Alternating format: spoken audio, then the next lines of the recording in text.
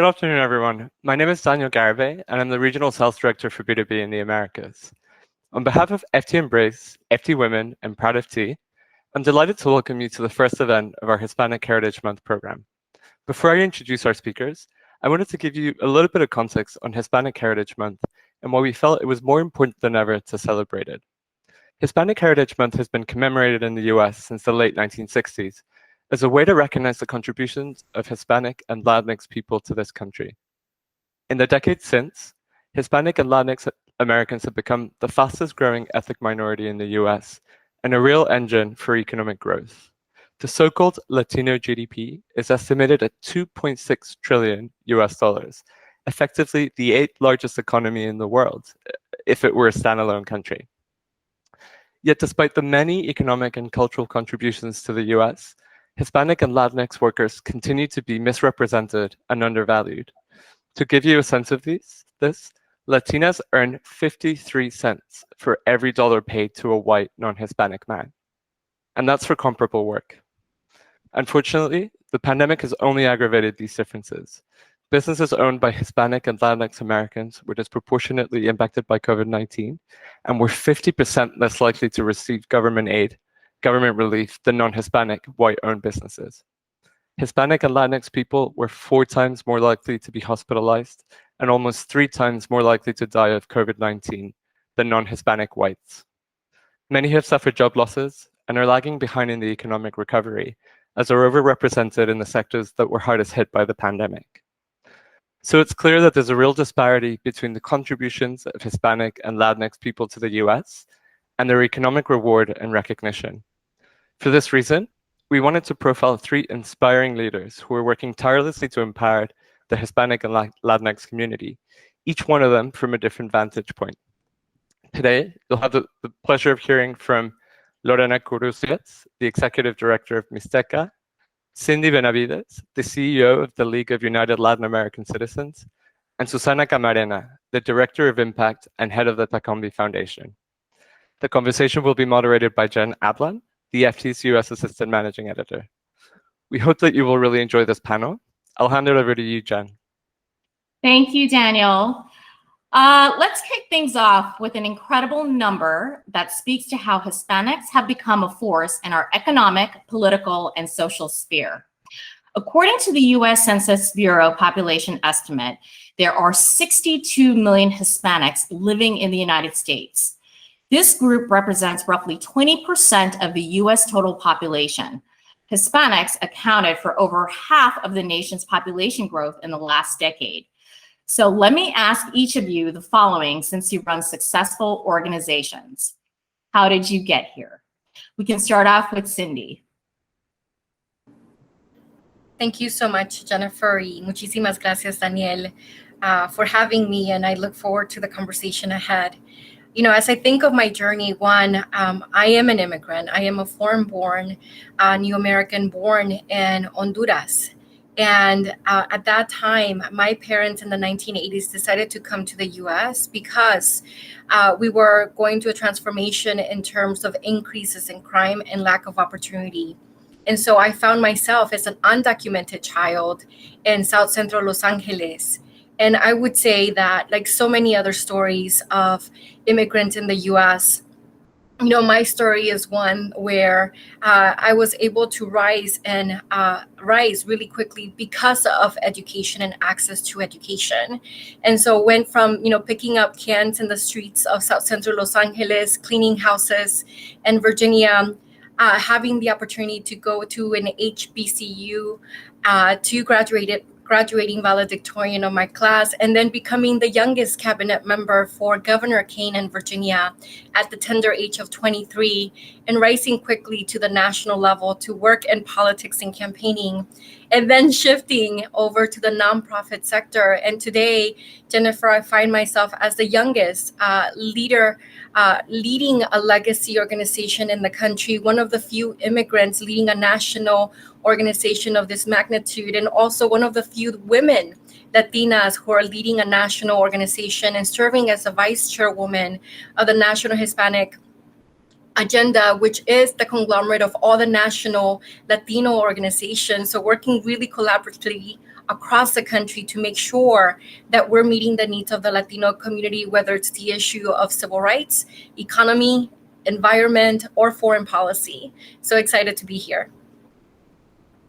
What an incredible, incredible story, Cindy. Thank you. Lorena? Thank you. And thank you, Cindy, for sharing that really inspiring story. And my story, as many of the stories that we're going to be listening today, and many of other Latina story, it's similar. I came to this country from Mexico City, with 2 masters in psychology, thinking that I will be able to work and to continue studying here and advance my professional career. However, things were a little different at that time, because regardless of my education, I couldn't work in US and I couldn't go to school because I didn't have the money at that time. So I went through all the process of getting revalidation of my credentials in US and going, as Cindy had mentioned, doing different type of work like nanny or cleaning houses to pay my education. And finally, I was able to get another master's degree here in US as a social worker. So right now I'm a psychologist with 2 master's degree with clinical psychology, and I'm a social worker as well. And that license here in US allows me to work in different facilities. I've been working with people and other immigrants because my passion is there. And I've been working with survivors of trafficking, survivors of gender-based violence, survivors of trafficking, and women that have been exposed to sexual violence when they are seeking for work opportunities in this country. And I realized that many of our stories were not really in the media, were not documented, there were no spaces where people can tell their own story. And so I started working a little more in how can we document all these issues that are happening, and not just documenting the issues, but find out how can we tailor the programs we implement to address the needs of the community. And that's me. I'm right now the executive director of Mixteca. I have been exposed to many things, like getting to be the executive director of one Latina organization, 100% woman-led at this point. Really, it has been an honor, but at the same time reflects a lot of our community. For our community members, is seeing somebody like them leading the organization, it's a changing. And it's not because of the work we are doing as women at Mixteca, but because they see themselves there and they see the possibilities of getting also into an organization, leading an organization, or doing another type of work. So I feel really honored to be at this panel, and I know I can be talking about this story for a long, long time, but I'm eager to listen to other story here. And thank you for creating this panel. I think is Thank you so much for amazing. sharing that, Lorena. Susanna, another powerhouse woman. How did you get here? So I am also an immigrant. I'm also a foreign born. I am from Mexico. And my story actually, it's slightly different from Cindy and perhaps from Lorena as well. I was able, as we said in Spanish, llegué aquí por la puerta grande. I came here through the big door, unless many other immigrants. And that has been part of my journey and my commitment with the entire community. When I came here to this country 10 years ago, I came with my husband. I wasn't able to work back then, but I found my way to got a work permit and started working. I started volunteering with many organizations, community-based organizations, because I wanted to know firsthand the challenges that the immigrant community was facing. And that's how I became part of this amazing community. I met Lorena. I met Lorena's husband. They weren't husband and wife back then, but I started to really understand the problematic and the realities that obviously the immigrant community were facing, specifically in New York, because we also understand that there are differences between the communities across the country. And so while my husband was studying, I also tried to get more money into the household. I also work as a nanny. I also work as in many other activities that help us to survive back then. And I knew that I wanted to become part of the nonprofit and community-based organization scene in New York City. And that's how I got involved with a few organizations. I end up being the executive director of Qualitas of Life Foundation, another nonprofit organization that focuses on financial literacy for the Hispanic immigrant community. And at some point, I decided to leave the nonprofit world because I also felt this commitment of changing the environment from the business sector, and there's where I am right now, and the piece of the journey that I think I'm more eager to share is that when you come from the big door, or through the big door, as I said at the beginning, that creates a commitment towards every single person that didn't have the same opportunities, and that's what I'm trying to do with my life. Thank you so much for that. Just piggybacking off of that theme, the COVID crisis has really amplified existing issues that have been facing the Latinx Hispanic community. And as Daniel noted, Hispanic Latinx people in the US were 4.1 times more likely to be hospitalized and 2.8 times more likely to die of COVID-19 than non-Hispanic whites. How have nonprofits supported vulnerable communities during this crisis? Susanna, would you like to start us off on that? Sure. So, well, I'm going to speak about the scenario that we were seeing in New York City, where I work and where we started facing like one of the hotspots of the pandemic in the world. And what I saw immediately was a network of community-based organizations trying to do something immediate and something that could really put afloat the Hispanic community in this case. On the business side, on the Tacombi side and the Tacombi perspective, we knew that food insecurity was exacerbated.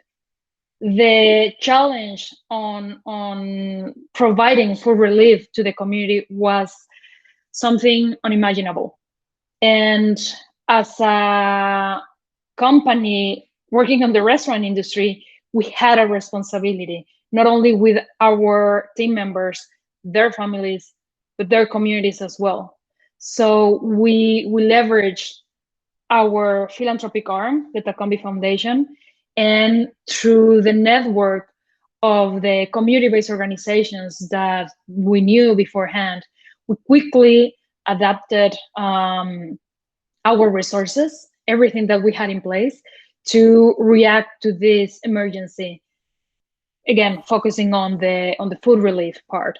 So I think in our perspective, this is how we react to the challenge that the Hispanic community was facing at the moment, because as you mentioned, this specific community was being hit one of the most, and probably one of the communities with less resources to face what we were all facing. So at first, Takombi produced 1,600 meals a week, and now you're up to 4,000. That's correct. We launched the Takombi Community Kitchen back then, one of the first beneficiaries and not beneficiaries, really partners. One of the first community partners that we started to work with to distribute these meals was actually Mixteca. And we identify across New York City around 10 community partners, such as Mixteca, to do this work, because it's really a collective effort. We can do this alone. And we started with 1,600 meals back then.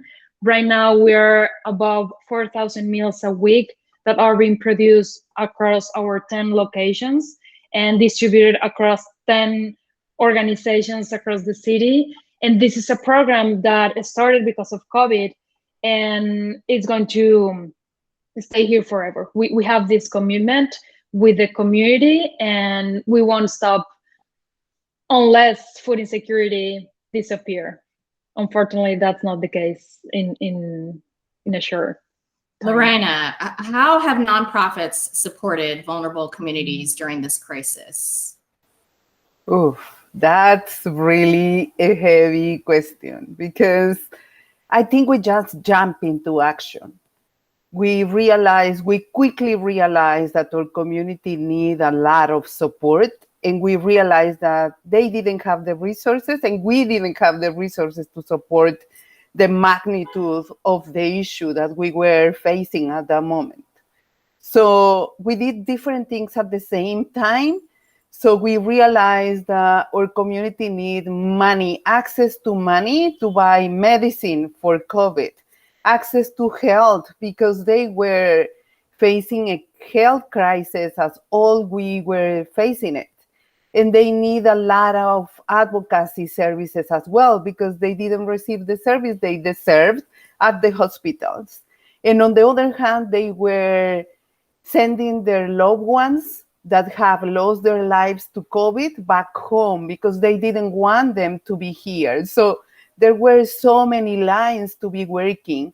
So we were like, how are we going to get the money, to put the money on their hands, to have them, to really have the freedom to decide what they wanted to do with the money, because the city started really slow. And I always said, is the elephant and the dragon, because the elephant moves so slow and the dragon is eating people alive, and we have to fight and we have to do something. So really quick, we jump into online services. We offer mental health services, immigration, and education. So we quickly jump into online services, and we realized that many of our families didn't have internet at home, or were not able to pay the internet, or they just have one phone for everything: counseling services, classes for the children, or looking for services available in the city. So we need money, so we start fundraising at the organization to get those funding, and we start asking all over. And at the same time, as Susana was mentioning, we realized that our people were hungry. They didn't have food to eat, and what we're going to do about it. And we are deeply, deeply thankful for the support that Takombi provide to our community, because it was, I'm talking about March last year. So we were rapidly thinking what we're going to do. And I remember getting a text from Susana saying, hey, we're going to be cooking meals for the community. We don't know how long we're going to be doing it. And we were like, yeah, we need that food. And the sad part is we're still in need of that food. Mm-hmm. So Susana and Takombi has been providing that food since March last year without stopping. Yes, every week we receive those prepared meals or burritos that our community loved. And that was another way to really putting that food, because when the city started to move, they provide food that were not the food that our community eats. And they didn't want that food. They were allergic to that food. But anyway, I don't want to spend much time there, but it's on one line, getting to fundraise money on our own, applying to any possible resource to get that money to provide those resources. And we were so happy when we got $10,000 to give money to our community members. And when we started dividing that money, we were like, oh, 30 families were supported with the money. We were not able to do much. So then we got over $500,000 and almost $1 million, and we opened one public application. And in 3 days, we received 4,500 applications and requests of money. And we were like, what are we going to do with this one? So at this point, we have food distribution every Saturday that starts last March as well. We provide the cooked meals that Tacombi and other restaurants have been involved with us. And we have a community fridge outside from our organization because we realized that many people were losing their homes as the pandemic were increasing, and they didn't have a place to live, and they didn't have food to eat. And that was 24 hours a day, or they were some of our people that have to go to work, and they couldn't go at the time we distribute the meals. So we opened this community fridge outside from our organization where everyone at any time can go and pick up food. And as Susana was mentioning, the support of the community and this strength that we have as Latinos, that we do whatever we can do. I remember my husband and myself thinking like, we can go to different places. Let's open a food distribution outside, almost outside from our house. But we contacted another restaurants, and they were like, hey, you have your doors closed. Let us distribute food for the community because our community is hungry. They're trying to survive.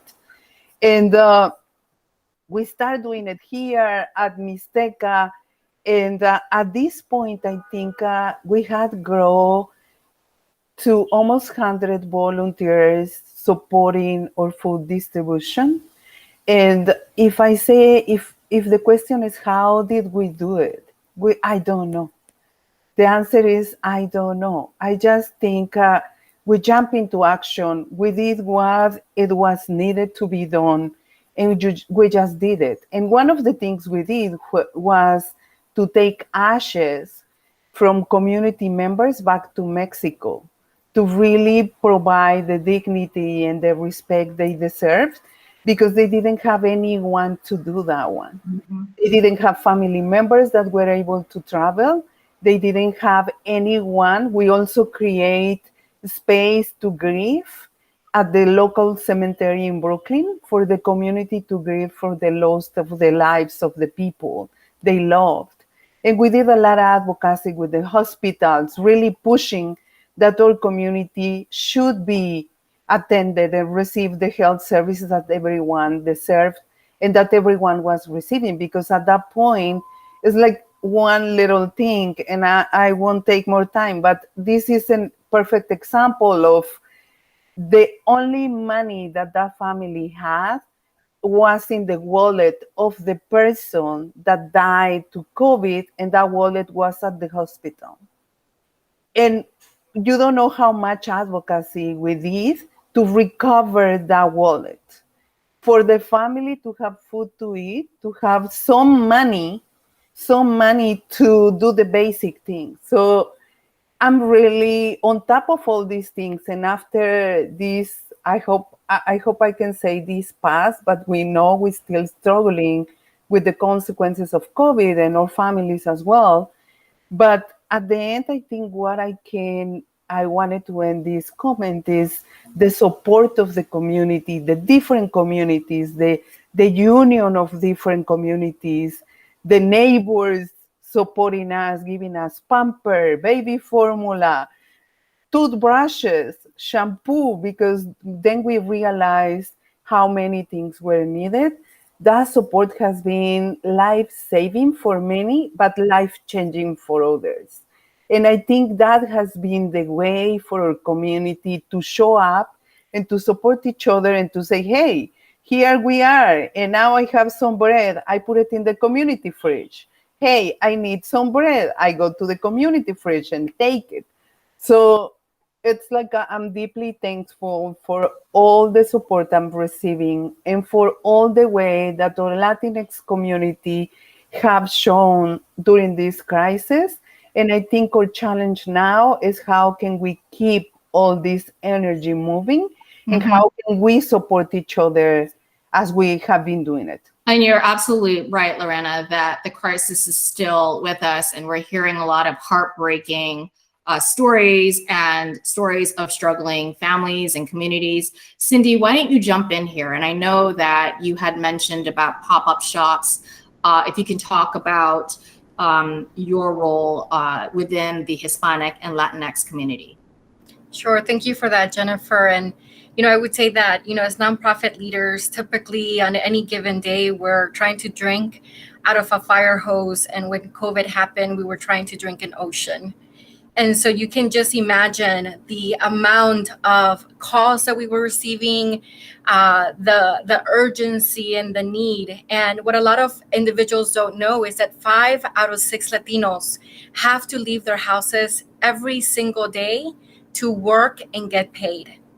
And so as we think of why the Latino community, let's go back to March of 2020. And at that time, I can tell you that LULAC reached out directly to the CDC and asked, could we have information in Spanish on COVID?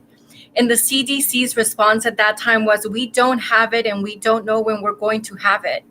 That was the federal government's response to our request, trying to get information on COVID-19 in Spanish to be able to provide it to the calls that we were getting directly from the community. At that same time, the federal government asked that PPE be only used in specific industries. And what did this do? Let's just think about our food industry.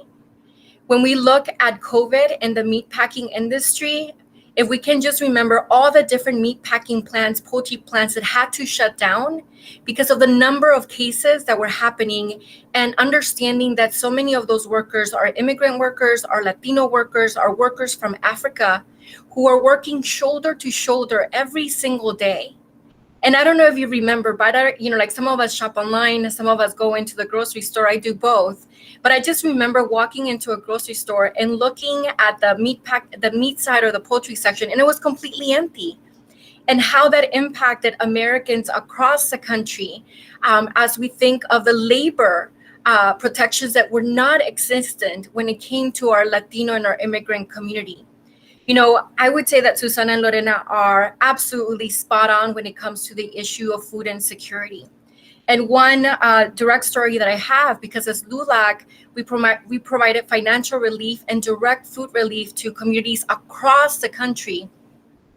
And one of those stories, it was out of Arlington in Virginia, one of the most wealthiest counties in Northern Virginia, where we were servicing vulnerable communities. And we just remember that there was a mother that came up to Lenny Gonzalez, who's one of our LULAC volunteers. And that day, she had to decide if she was going to buy tortillas, beans, and cooking oil, or buy laundry detergent. We are talking about $10. That was the need of our community, and that is a need that still exists today. And so we immediately jumped into action. And I just remember, it still gives me chills, and it still, it makes me want to cry when I think of what our community is going through at this time and has gone through in the last few weeks, because we have to remember that so many immigrants do not qualify for benefits. They did not qualify for the American Rescue Plan. Many of our small businesses were not able to apply for the PPP loan because they didn't have a business account. They had a personal banking account. And so we have to understand the institutional structure barriers that exist, particularly for the most vulnerable. Oftentimes people talk about the glass half full, the glass half empty. Well, guess what?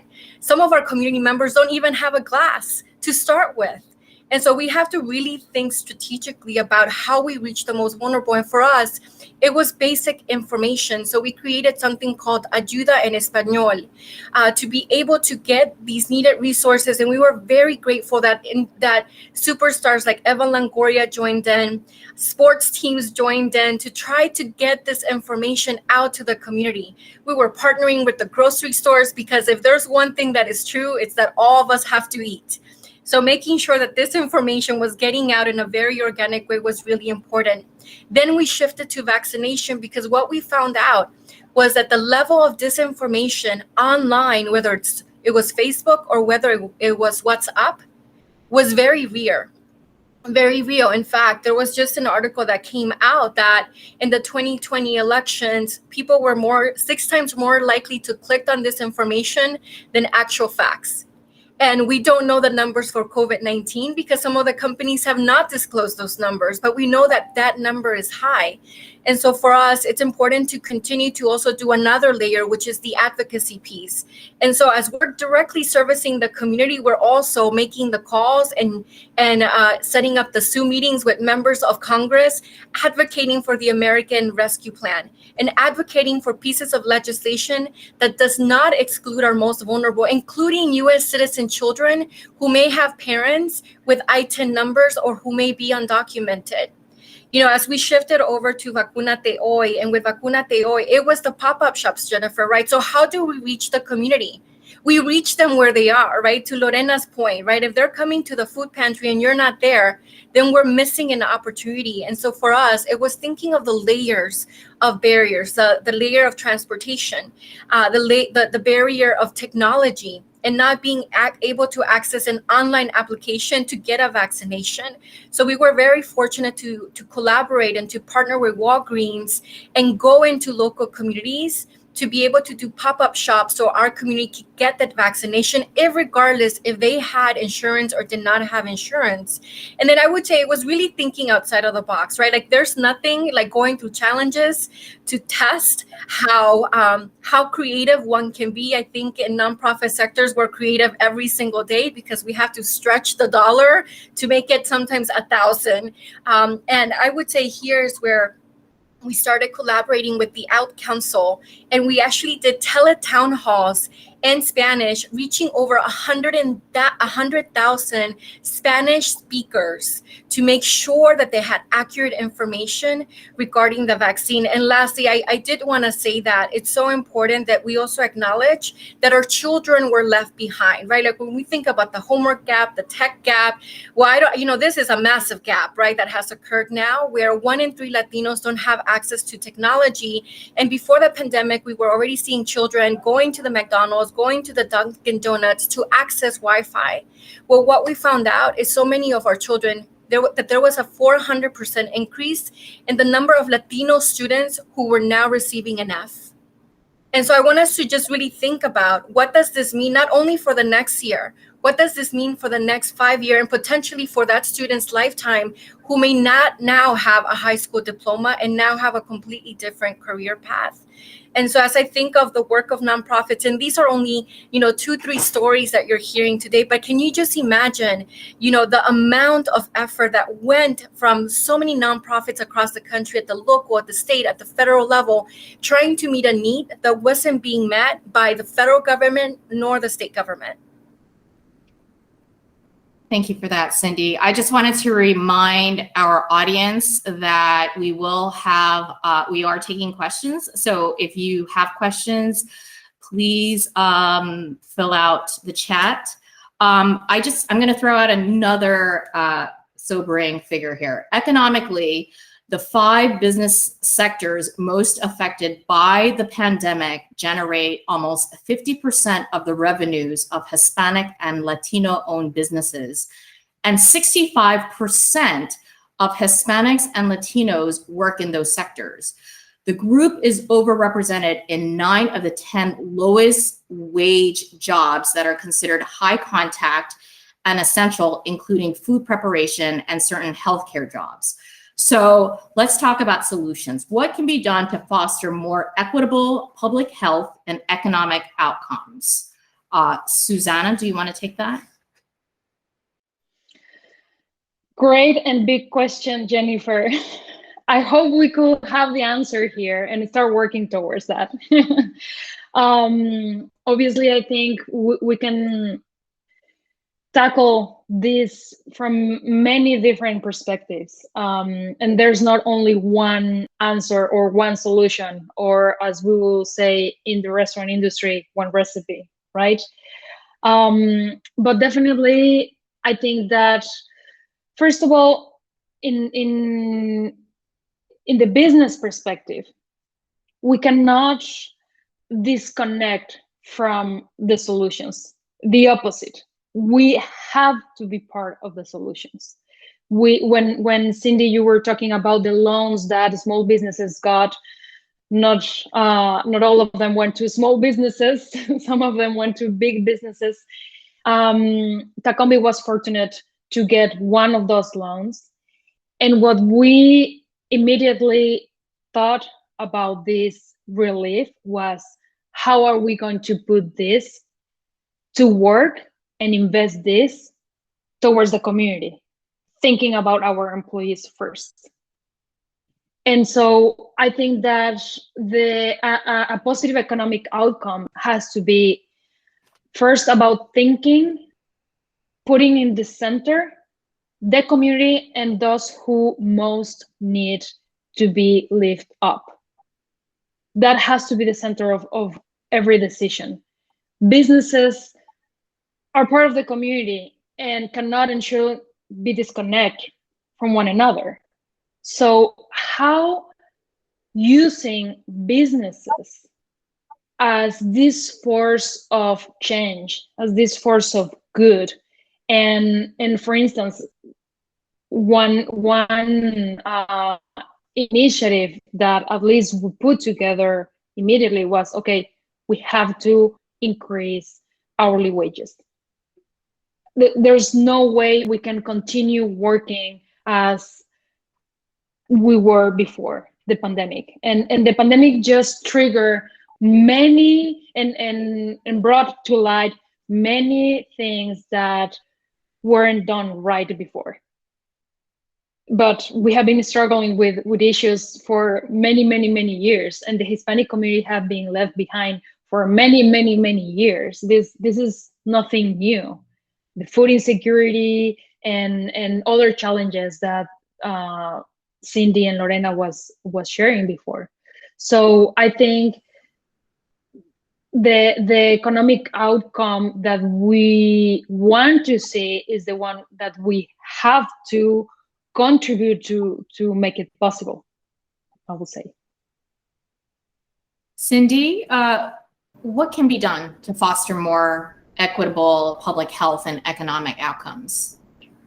And thank you for that question, Jennifer. And first, I would say that, just to level set, that immigrants are projected to drive future growth in the working age population by adding nearly 18 million people of working age through at least 2035, right? So when we're thinking about the public and private sector, this is a strategic imperative for the companies to survive.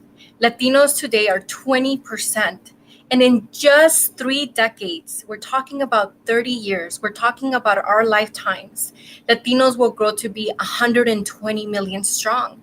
What this means in the American context is that 1 in 3 Americans will be of Latino ancestry. And so I want us to also understand very clearly that the future of America and the economic engine is within the Latino community, and our success is an American success. What I would say, Jennifer, is, specifically looking at the advocacy lens, is to continue to advocate for legislation like immigration reform, which impacts all of America.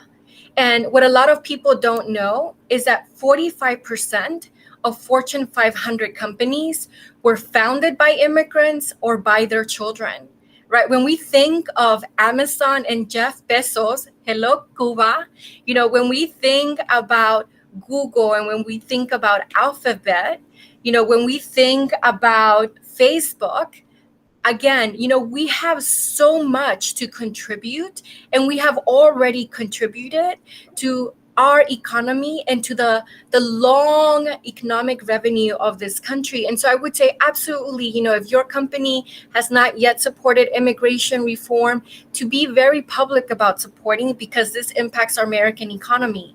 The second thing I would say is that, one, we already knew that there were a lot of inequities that existed, but making sure that we, for example, support the emergency broadband, which would allow for access to all communities, to access something that all of us here are able to access today.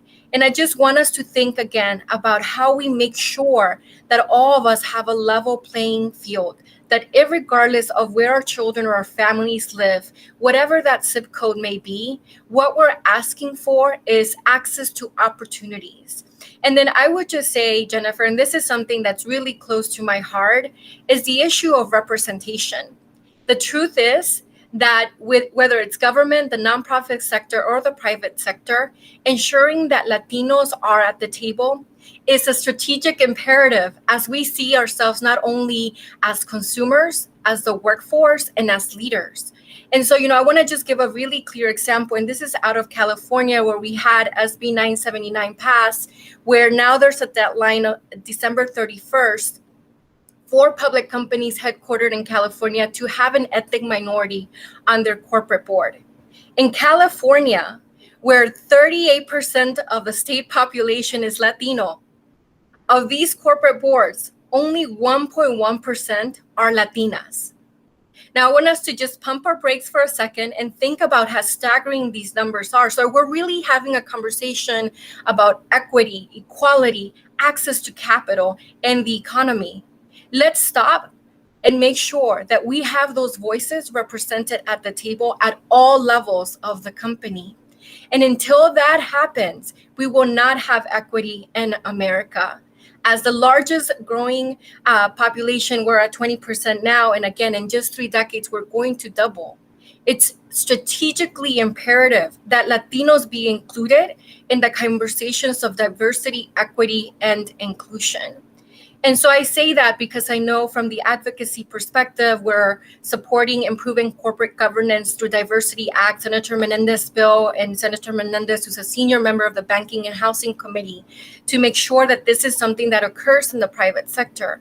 But more than that, Jennifer, as I think of just the economics, I can literally count the number of Latino-owned banks. I can also count how much money is going into Latino-led, Latino-owned venture funds, and how much investment is actually coming into the Latino community at a time when we're talking about equity. And I can tell you that those numbers, as I talk to multiple corporations, are very, very minimum. In fact, Latinos only after Native Americans are far left behind. And so I really, as I think of the Latino community and what more we can do, let's start with the issue of representation and making sure that Latinos are at the table. Well, we have a lot of business writers and reporters here, so I'm sure they're taking notes, Cindy. Thank you so much for that. Lorena, what can be done to foster more equitable public health and economic outcomes? Thank you, Cindy, for those numbers. I think seeing the numbers always help us to paint the big picture and maybe to understand in the small personal level and particular level how this is impacting my business and how much really equity I have. Because equity is not having it, writing it down in your manual or in your policies. That's not equity. I think you really mentioned representation, and representation doesn't mean how many I have. It means I'm really addressing the issues and the issues that happening in the world. And I think what happened with COVID has been a perfect example that this idea of I'm safe in my cave or in my castle and nothing else, if it's not touching me, is not affecting me, that's not truth. That's not truth. We are interconnected and we can do a lot of things. And so we should think really more critical in how to invest and support people of color and how to invest business, nonprofit organizations led by people of color. And I think after what you say, I want to stop there because I want to sink in all that information, and I want the people listening also do the same. Thank you so much for that, Lorena. We are going to go to our questions from the audience. So if we can put up the screen up.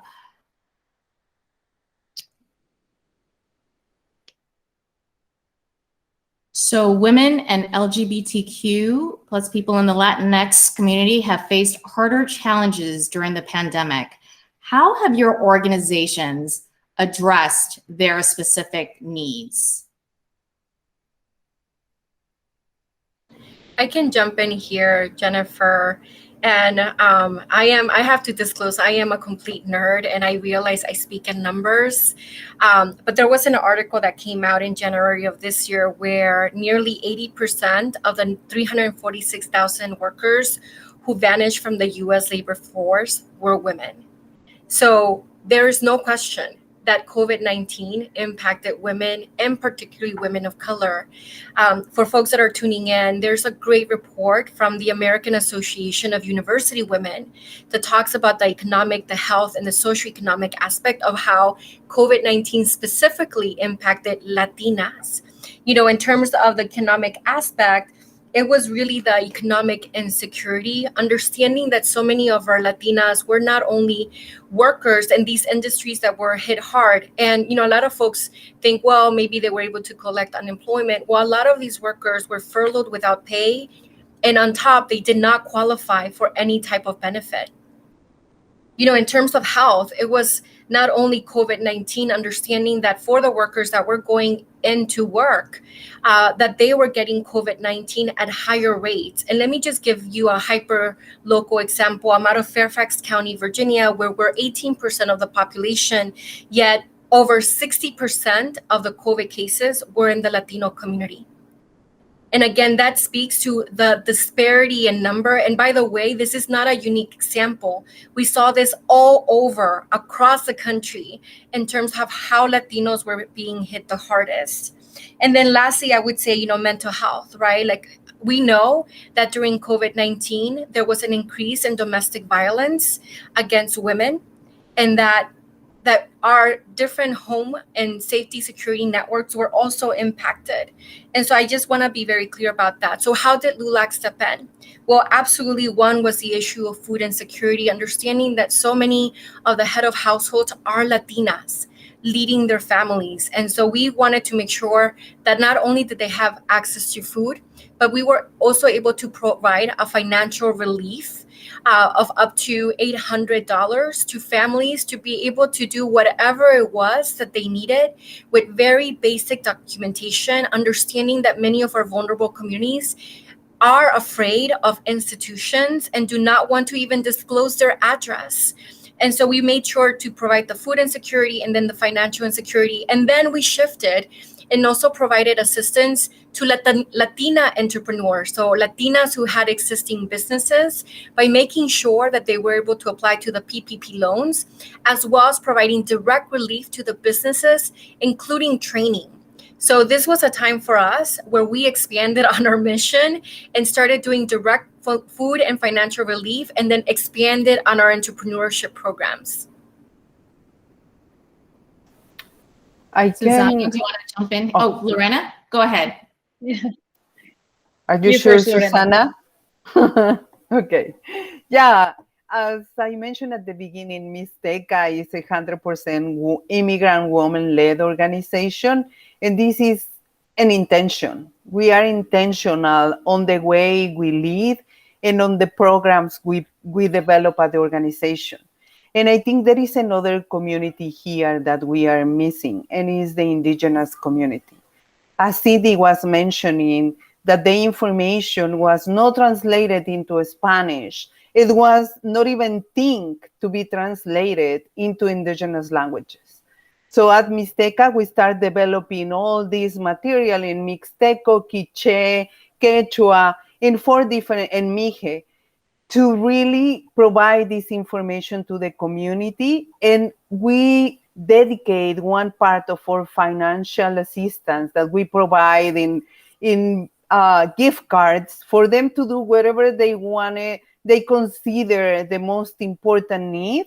And those cards were saved for the indigenous woman, because we realized in these 4,500 plus applications that we received in 3 days for the financial assistance, we realized that there are 59 different languages spoken, indigenous language spoken just in Brooklyn, which is like really what is happening, where is this community. In those 59 languages, most of the 80% are women requesting the financial assistance, because I want to highlight, women are in charge of care. They are taking care of the family. They are going out to work, and they coming back also with this big concern of, I don't want to get COVID for my children. I have to take care of myself, because my children and my family, what they're going to be doing. Most of the calls we received were from women. And I will say that I would love to speak a little more about the LGBTQ community into the Latinx, but I don't have many examples on that one, but I have few. Like, we know that some people from the trans community were reaching out to us because they were pushed out from their houses and they were living on the street. They didn't receive the medication they need at that time, because everything at the government level was connected to COVID. And many of other services were almost unable to be received. And we know that some of our people need some medication. And we were really connecting them. And Cindy talked already about the abuse that we receive a lot. Shelters were overcrowded without considering COVID, or they were denying access to women or LGBTQ community members because they were on COVID regulations. And we have this community living on the street, trying to find a way on what they're going to be doing on this part. And I think it's really, really important to acknowledge. So the part that we do and how we address the LGBTQ community plus is partnering with other communities. We know the Trans Latina Network were really supporting with food. They were supporting with medical attention. And we know other communities that they were supporting, in particular this community. And I think this is an important part when our community, or as an organization, we acknowledge our expertise and we find out the partners that have the expertise we don't have at the moment. And we are able to connect people with services. I know, Cindy, you wanted to talk about the work that you've been doing with respect to hate crimes in the community. And really quickly, Jennifer, I just want to make sure we also hear from Susana that, during this time, what we saw was an increase in hate crimes across communities, our API community, our Muslim community, our Latino community. And what we specifically saw was an increase in hate crimes in our trans community, as well as our LGBTQ community. And so we partner with ADL, as well as Trans Latinos with Bambi Salcedo out of California, to make sure that we were amplifying this specific issue. Through ADL, we started a coalition called Stop Hate for Profit, specifically targeting Facebook and the disinformation that was being promoted against specific communities, including our LGBTQ community, because we are talking about life and death, right? Like, where our LGBTQ community members were being targeted on the streets simply for being who they are. And so, this is something that I feel it's almost very basic, that we protect the life of all of our community members, and that they feel safe and respected and in the country that they call home. I'm going to throw this out to you now, Susanna. How have your organizations addressed their specific needs? Of course, and I will be short in this case. Well, talking about women, I think Cindy and Lorena cover a lot of the issues that women were facing during COVID. Obviously, we know that women face high risk of job and income losses, and that's something very important that Cindy and Lorena already highlighted. I will say that it is important, especially for business, when it comes to support the community, we need to be strategic. It's not about just throwing help whatever you see need. We have to be strategic, and in this case, and I feel very, very proud of being working with Mixteca, and I look forward to start working with LULAC.